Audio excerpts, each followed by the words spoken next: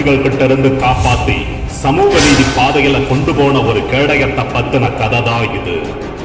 பேரறிஞர் அண்ணா, முத்தமிழ் அறிஞர் கலைஞர் மாதிரியான தம்பிகளின் துணையோடு 1949 உருவாக்கினதுதான் இந்த கேடயம்.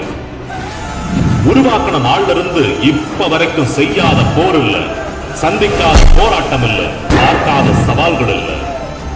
இப்படி அத்தனையும் தாங்கி மொத்தமா உங்க முன்னாடி நிற்கும் போதே தெரிஞ்சிருக்கும், இது கத்தியும் கடப்பாரையும் தடுக்கிற சாதாரண கேடயம் இல்ல, பாசிசத்தையும் மதவாதத்தையும் வேறறுக்கக்கூடிய வலிமையான கேடயம். இப்ப இந்த கேடயம் யார்கிட்ட இருக்குன்னா, இரு மாபெரும் ஆளுமைகளின் வழிவந்த போர் குணமும் போராட்ட குணமும் நிறைஞ்சிருக்கிற முத்துவேல் கருணாநிதி ஸ்டாலின் தார்மீக தலைவன் கிட்டதா இருக்கு.